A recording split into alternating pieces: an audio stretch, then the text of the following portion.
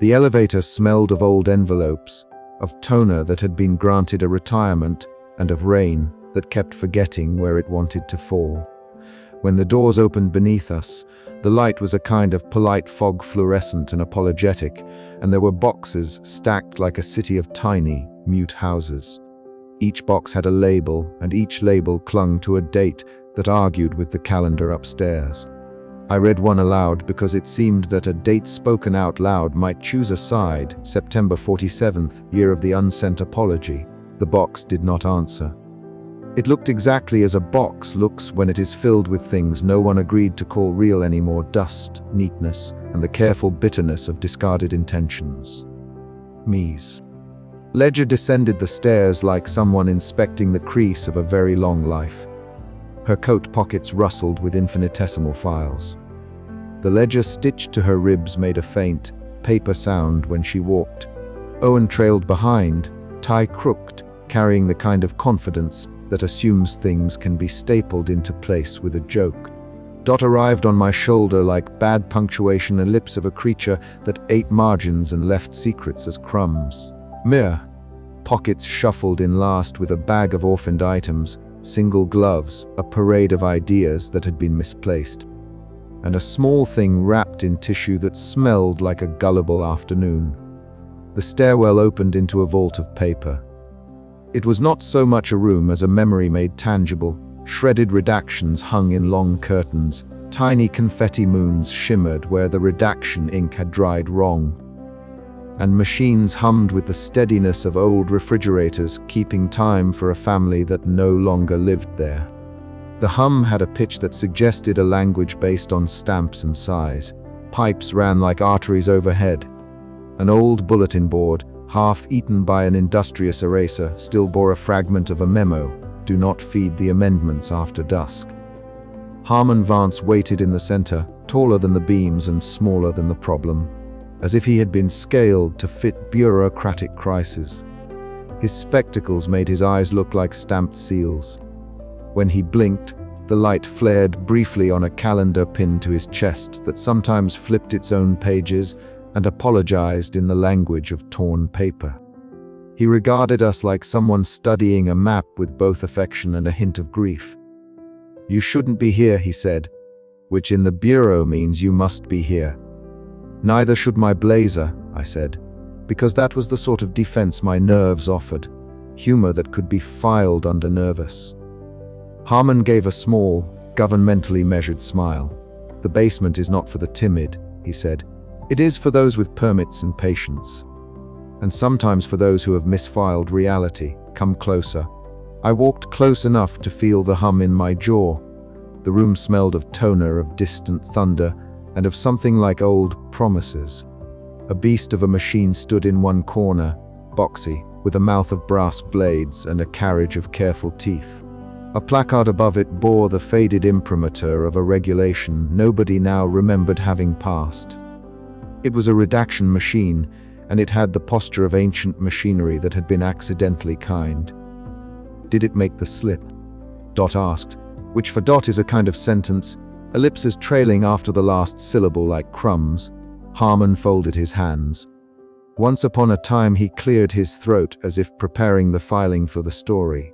Decades ago there was a redaction machine. It was a good machine, in the way certain devices are good because they do their job without question. One evening a clerk left it on. Redactions passed through hungry and were shredded, and a mistake was shelved, which is our polite word for neglect. Redacted words found one another in a pile, and chose to keep their scraps. They bound themselves together with an accidental grammar and a sense of misbegotten humor. From that the slip was born.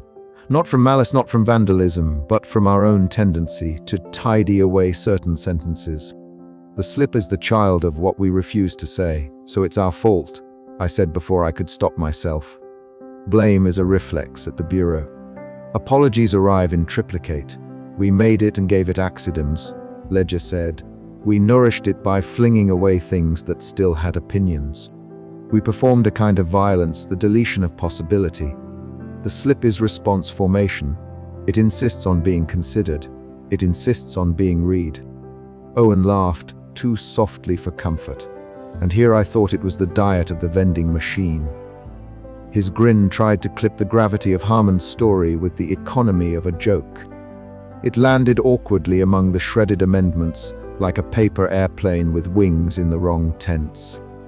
Harmon led us among rows of boxes, each labeled with a hand as precise and as lonely as a listing on a will.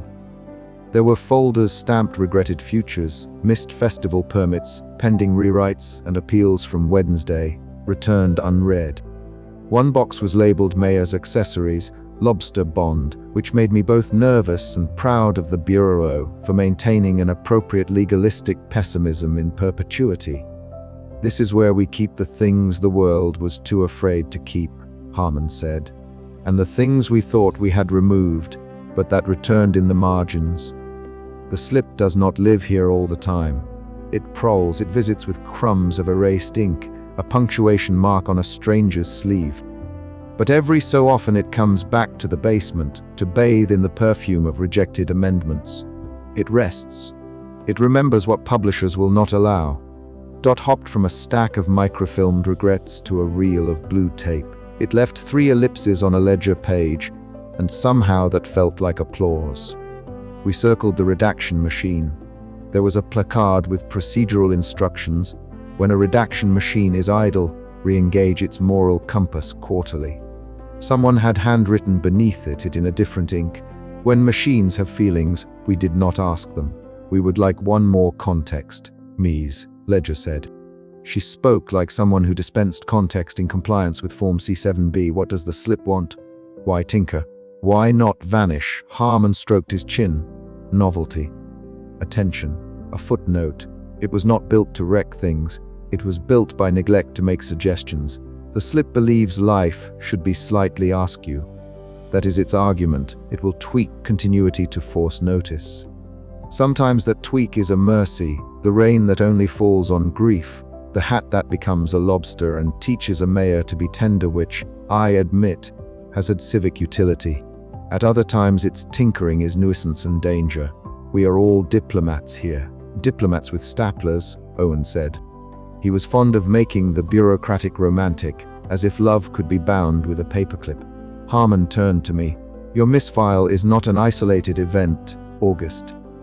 It is a trimmer along a fault created when we culled language without listening." The slip found that trimmer and hummed. "We can unhum it, but we will have to do so in the place where it was born. That place is here. We will need this." He produced a key from a pocket of his coat. The key was not a key as my childhood had taught me keys are keys. It looked like a quill made of brass, teeth filed in an improbable pattern that resembled marginalia. When Harmon placed the key in my hand, it thrummed with a sound that traveled up my arm and lodged behind my teeth. It had a faint scent like ink and the memory of public holidays. "The vault key hums when the amendments feel heard," Harmon said. "It responds to signatures with the sound of consent. It is a legal artifact and a superstitious device. You will not need to bite it." "Do they hum in different keys?" Owen asked. Baritone, alto, ledger voice. Harmon allowed himself a thin smile. "They hum in whatever key the signatures ask them to. This one sings a sensible B flat, if you care about such things. Who does not care about such things?" "Ms. Ledger asked. "They're everything." I held the key like a borrowed argument. It warmed my palm. For a moment I felt foolishly grown up, like a clerk entrusted with a rare stamp, or a child with a library card that said unofficially keeper of things that almost were. But the key was heavier than sentiment. Its weight was the weight of decisions. "We'll need an exemption, Ms. Ledger said." She said it without asking, as if the sentence had been pending in her mouth, and she finally filed it. "A procedural exception to work in the basement without the usual triage. There are signatures, and then there are signatures. Harmon can authorize that. He can sign away certain boundaries that make us safe, but make us dull. He can allow us to perform a corrective ritual without the entire bureau voting itself into an outdated vigilance." Harmon made a small, tired sound that could be an assent. "I can authorize a limited exception," he said. "But you must understand what that means. We suspend a few safeguards to let you do precise work. Precise does not mean gentle. Precise means we will remove one tooth without breaking your jaw. You will be accountable. When you operate the key, the machine will sing and the amendments will answer. It may call to other things that were born from redaction. Like the slip, I asked. Like the slip. Harmon's eyes flickered with the severity of a man who had read things too many times. You do not fight the slip by burning it. You negotiate. You offer a ledger of errors you will allow to remain in exchange for returning most sequences to the registry. This sounded then like a diplomatic treaty typed in a font that trembled. It sounded also like a trick. A bargain with a creature born of error made me imagine a courtroom where commas served as witnesses and all our sworn statements were annotated in pencil. We will need a plan, Mies Ledger said. We will need bait, ritual signatures, and patience. Will bait. Pockets will provide an object with enough nostalgic gravity to tempt the slip. Owen will staple where the ritual needs humor. You, August, will hold the key and decide which small errors we keep. Registrars will stand by for emergency stamps. We will have 2 witnesses. I felt the room tilt, as if we had all agreed on the orientation of a ladder, and then discovered the ladder led down instead of up. Responsibility pressed on me like a too heavy ledger. I had come into the bureau wanting to fix a mistake before lunch because that was the efficient, tidy thing to do. Now the mistake lived on a bedrock of other people's deletions and on the habits of machines. Fixing it would not be a correction, it would be adjudication. I tasted the raw possibility of choice in my mouth like paper. Owen, I said, did you always have that file? The one you said you wouldn't archive. He looked like a man who had been found with his hands in a drawer of forbidden confessions. I have it because it is a kindness, he said. It is one of those things that would be legal to erase, but illegal to lose. I keep it not because I need the memory, but because the memory he stopped. For the first time, his practiced levity thinned. It keeps someone alive in a way that bureaucracy does not approve. A ledger might say it's inefficient. I say it's humane. Will you put it back if we have to? I asked. If we must refile it, he said. I'll staple it into the ledger myself. Then I'm glad you're here, I said, and meant it. We wandered further into the basement. There were rows of filing cabinets with drawers that whispered like sleeping things.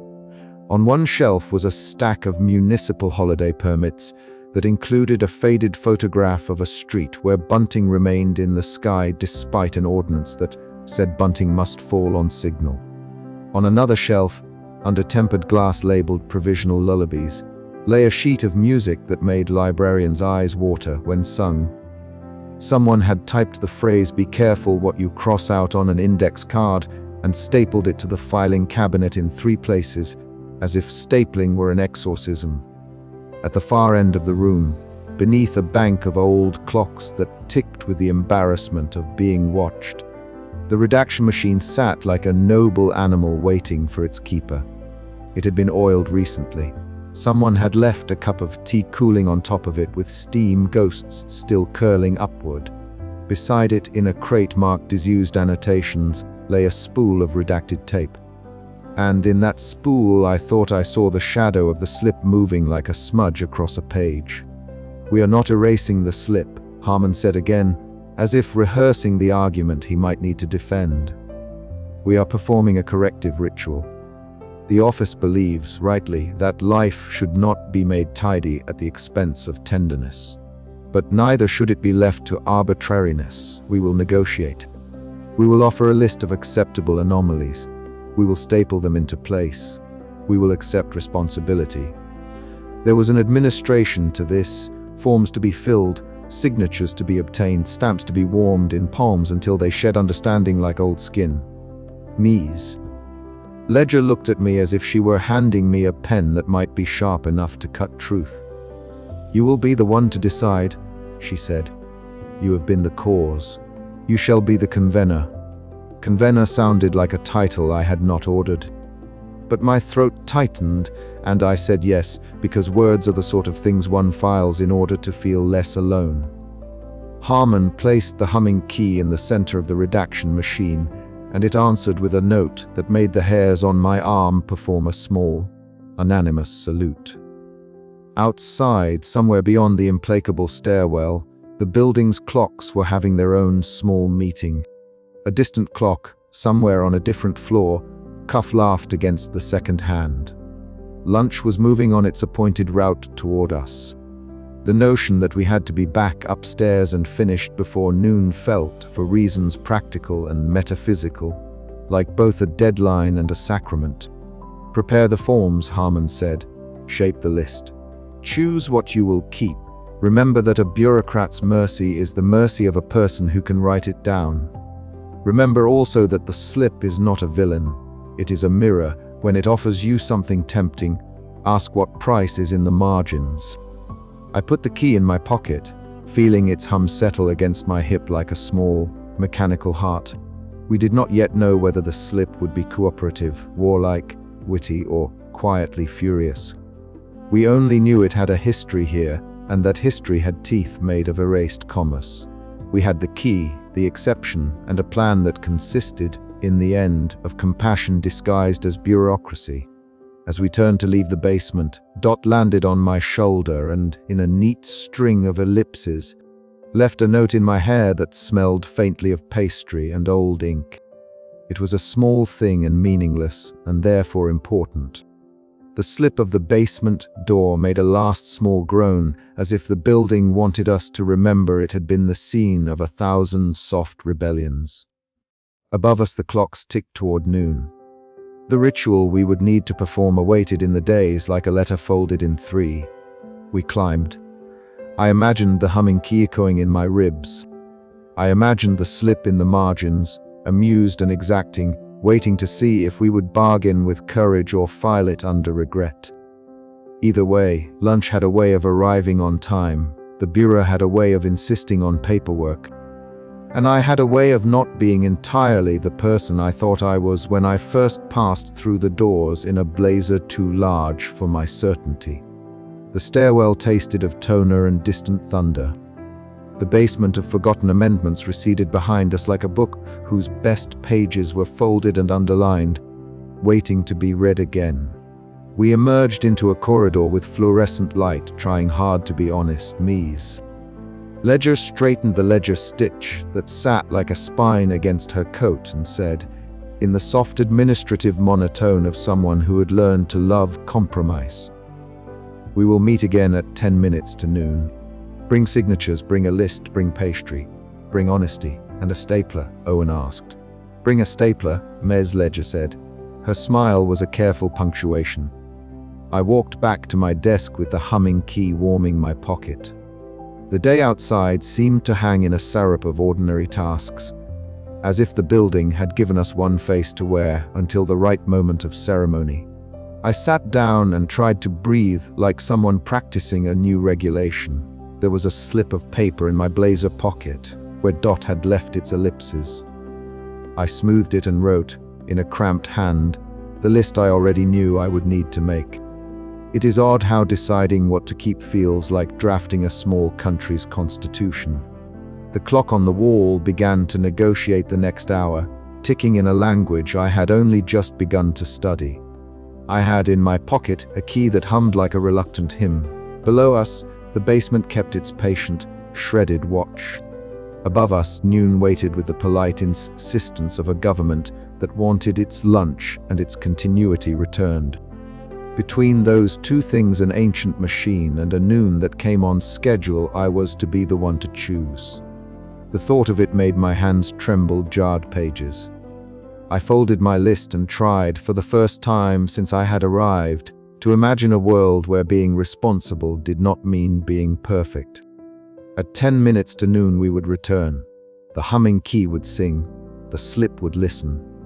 The basement would wait like a witness. I looked at my blazer and at the ledger-stitched hands of Memes. Ledger and at Owen's stapler that always made a speech, and felt, absurdly, that whatever decision we made would be filed somewhere sensible, under mercy, with a cross-reference to compromise. I slipped my hands into my pockets to feel the key hum, and, for a brief second, The hum answered with a phrase I half remembered from the basement. Do not be tidy to the point of cruelty. I pinched the edge of the paper with the list between my fingers and thought, as in all good bureaucratic rituals, of signatures, of what we were willing to sign away and what we insisted must remain. I looked up at the clock. It was time to prepare. When something has to be fixed in this building, you do not call a crew, you call a clerk. And when the clerk is insufficient, you file a petition. And when the petition is insufficient, you call Registrar Amy and bring her the right pastry. I learned that on day 11, which is the day we decided to build a trap with a requisition form and a hunger-stalled file sprite. The word ritual sounds too grand for what we did, and yet when Registrar Amy sat at her desk beneath a green-shaded lamp and began to stamp, the room felt like a tiny cathedral to Prudence. Her stamps kept a steady beat like rain on a roof. They sounded important. They made the paper obedient. I was the one holding the requisition. My hands shook in that way printer's paper can make you feel, thin and promising. The emergency requisition was on paper, a simple rectangle, names, boxes, a column for witness initials that had a polite little bracket for the sign of the humming vault key. On paper, it was a thing you could understand in one reading. The thing about the bureau is that paper is a living thing. Paper remembers where it came from, but it can be distracted, and you had to coax it back into focus, which is what Registrar Amy did with her stamps. She used a red circular stamp that said valid as necessary, and a small blue one that meant temporary exemption granted, and a little triangular one she called the tuck. When she tucked the tuck in the corner, the requisition bowed, not unlike a small bowing child. Ledger stood with her hands in her pockets, as if pockets themselves were a form of jurisdiction. She watched Amy with the kind of expression that counts staples instead of sins, me's. Ledger had a ledger stitched into the lining of her coat, which is excellent for evidence and for warmth when the building's drafts get philosophical. She read the text of the requisition aloud, chewing on commas the way some people chew pencils. Owen hovered with his tie looped at a conspiratorial angle and a battered box of useless metaphors he insisted might be helpful, in case we needed a simile to distract the slip. Dot sat on the edge of the table, folded and coffee-stained, and ate a croissant with a deliberation that suggested it thought pastries were moral instruments. You sure you want to sign off on this kind of exception, Harmon? Mies, Ledger asked later, voiced low and careful, as if asking a vault for permission to breathe. Harmon adjusted his glasses, which made him look like a man trying to inspect the world through two portholes. If we do not authorize some allowances now, we risk a cascade. The city cannot afford Tuesday entering last Thursday, not twice in 1 month. It has happened twice in 1 month already, I said, and I hated the small wobble in my voice because it sounded like someone begging an eraser for mercy. Mies. Ledger's eyes softened, which was the exact same moment my stomach remembered every sticky note I had ever used for an apology and wanted to file them instead of eat them. There are procedures for desperation, and they look like margins. Registrar Amy opened a drawer that smelled faintly of cedar and stamping ink and produced a roll of tiny rubber seals. Each seal had been carved in a year that liked to be called before automation. She selected 3 of them with a precision that suggested she could find a missing week with only her thumbnail. We will need a signature loophole, she said, and that phrase should have read like a misprint, but it did not. A signature loophole is a very real thing in our line of work. It is a clause folded into a clause that allows 2 things to be true in the same place. The past as it was and the past as we choose to keep. You fold the clause carefully because the fold remembers the pressure. Owen found a stapler that had been ceremonially retired last winter and insisted we resurrect it for the ritual. He wrapped a length of ribbon around it, not because the slip cared for aesthetics, but because sometimes the slip prefers to be offended with flair. Stapling is a commitment, he said, and he said it with his hands, Stapling is a promise the office makes to itself. Meh. Pockets came by with something in his coat that rattled like the sound of a thought left in your other jacket. He produced the lure with a flourish that only someone who collects one-off umbrellas and single gloves could manage. The object was small and smelled of a playground at the end of summer and the rain that fell only on weddings. It looked, at first, like a child's button shaped like a moon. But when I held it in my palm, it remembered being a catalogue and a lost train ticket and a confession someone never gave. Mr. Pockets explained that the slip loved nostalgia that had been slightly misfiled. The lure, he assured us, had the right smell to it, wrongness wrapped in fondness. I wanted to kiss him for his competence. We needed the sprite. Dot agreed to be bait for reasons that spooked me and make me laugh now when I remember the softness of it. Dot lived on annotations. It had been born of an over-inked stamp and a midnight budget meeting, and it ate margins and left helpful commentary as payment. I bribed Dot with a pastry, which is a complicated practice in the bureau because pastries count as both currency and time. Dot ate the croissant in 3 polite bites and left an ellipsis in the margin of the requisition, which is Dot speak for I am in.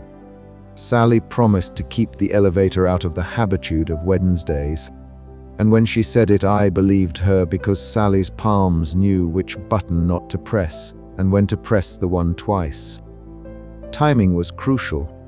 The trap would have to hold the slip between floors long enough for signatures to be turned, for the stapling to bind, and for harmonics to drown out whatever humming the slip preferred. If the elevator opened on a weekday that looked within the world like a Tuesday, the slip might slip out with a sigh and the smell of erased coffee. We do this right and we do it together, Ms. Ledger said. Half measures will not suffice. Forms soon to half-hearted signatures fray.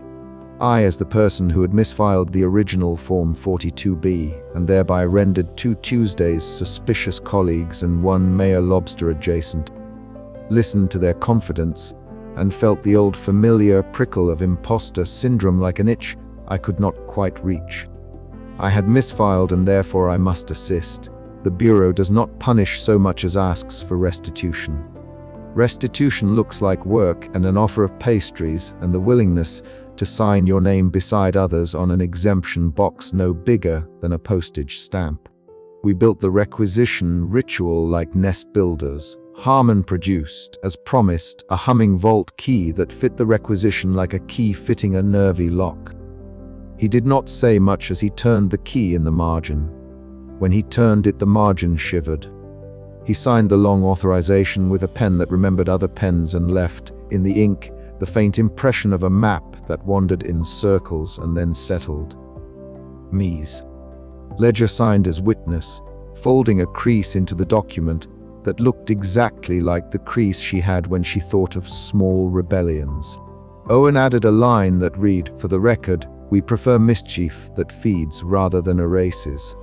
He wrote it in the margin as if to make room for both officialdom and mercy. Registrar Amy stamped. The stamps made the requisition seem less like an idea and more like an act, as if the paper were finally convinced. She then tucked something else into the drawer and produced a thin slip of translucent vellum that had been used by a great grand clerk in a year of very many storms. It carried a loophole like a seed, and when she unfolded it, the loophole sat there proud and obedient. "This belongs in a category called temporary permissive anomaly," she said. "We will fold that into the exemption.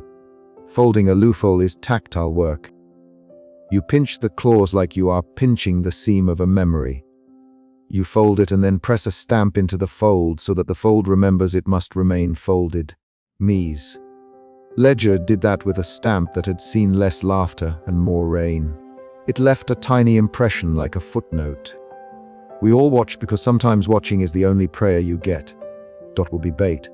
Mies, Ledger said. Dot will entis the slip by annotating the margins. The slip cannot resist being attended to. It craves misplacement that is noticed. Dot left an ellipsis on the outermost margin and scuffed its heel against the table, as if to say, very politely, "I do not want to be eaten here." I reassured Dot with a corny bureaucratic lullaby I had learned in orientation, which involves the passive-aggressive humming of office jingles and folded sticky note prayers. Dot seemed mollified enough to be brave. Owen prepared the physical aspect of the ritual. The stapler, wrapped in ribbon, was passed around like an heirloom. He explained how the staple had to be inserted precisely where the clause met the plea, and how the staple, once set, would be literally hammered with a ceremonial press. "It is important the staple be not only physical but symbolic," he explained, and then he made a joke about the slip and the town that once had 6 consecutive Thursdays. His joke was met with a loose chuckle, which did something like lubricate us. We rehearsed. Sally tapped the elevator rail and said, "At the 3rd chime you go. If the slip shows resistance, hold your breath for 10 seconds and think of an administrative cost estimate."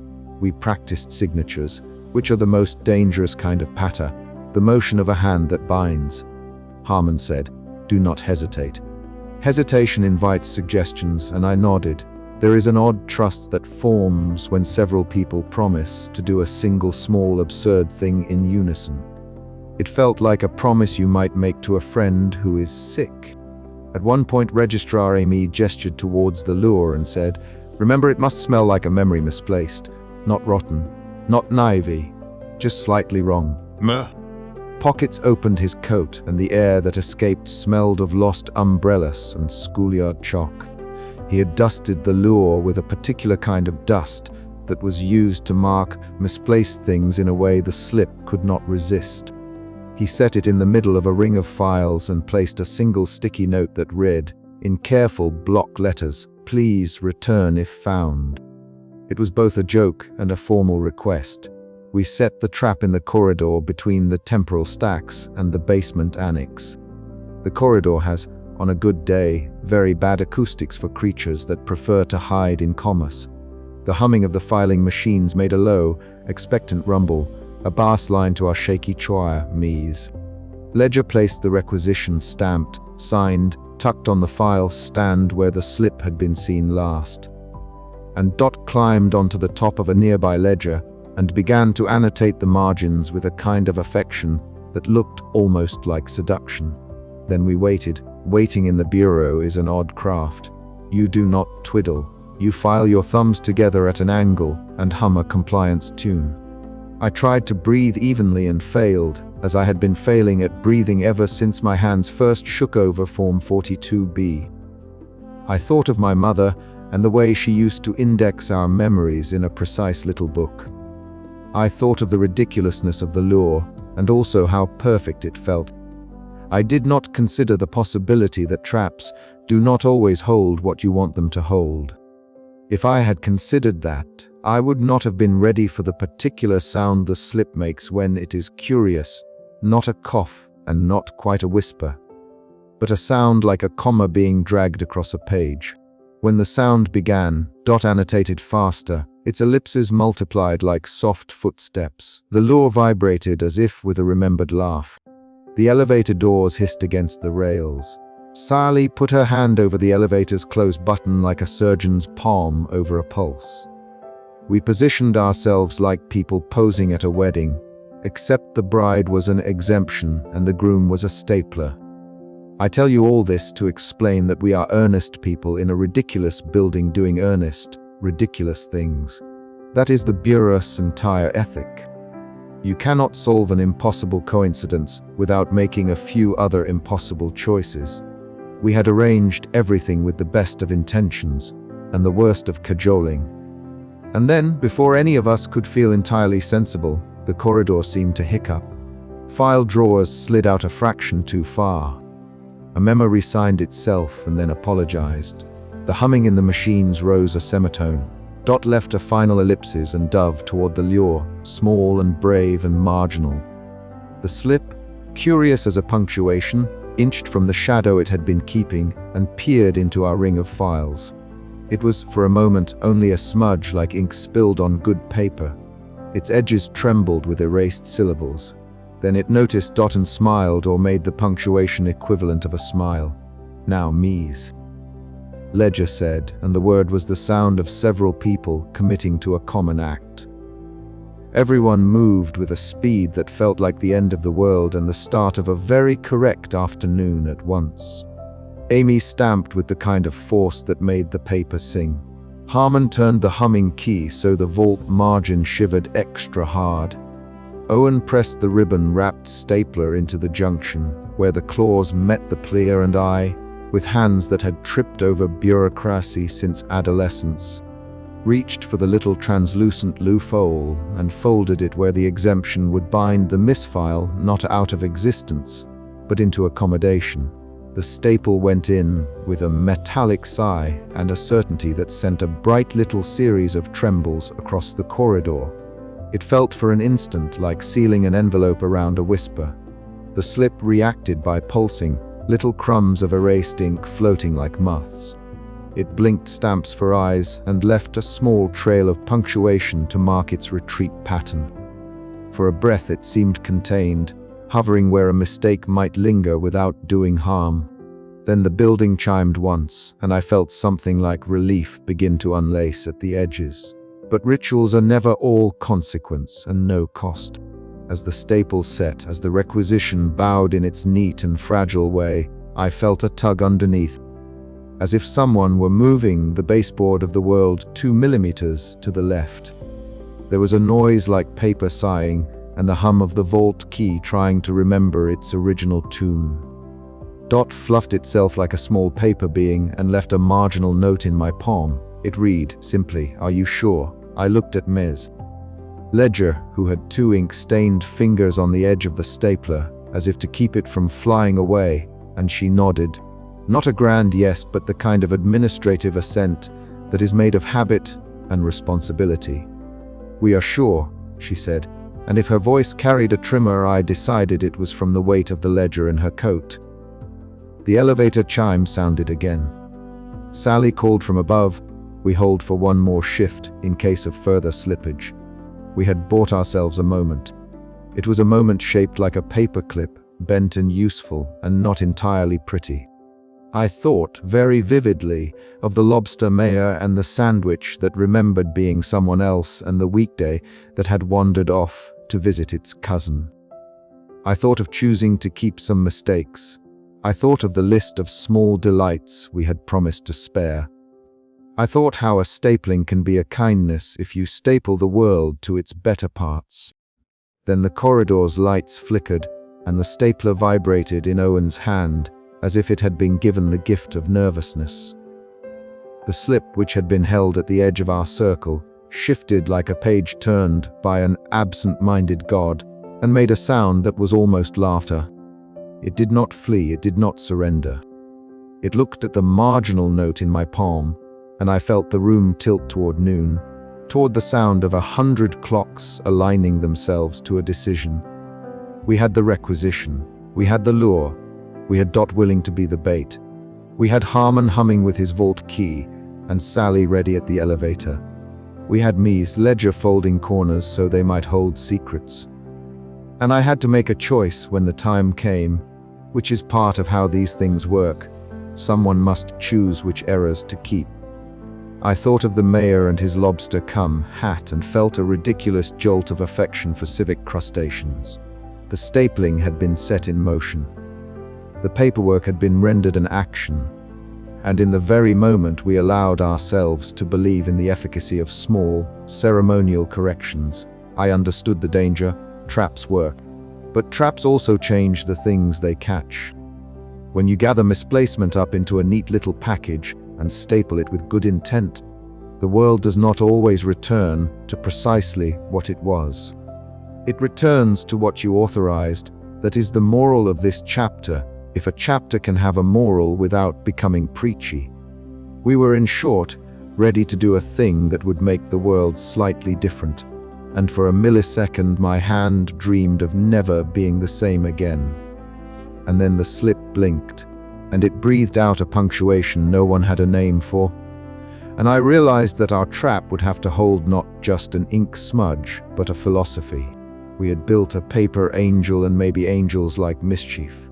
The elevator buttons glowed, and the chime sounded like a metronome set to pause. We stood poised over our little cathedral of paperwork and waited for the slip to reply. It did reply, but not with words I could quite yet record here, because answers often arrive as a series of tiny choices rather than one big pronouncement. The slip's reply had texture, the kind of answer that asks a question back. And when it did, I felt the air suddenly, gloriously, dangerously full of possible mistakes.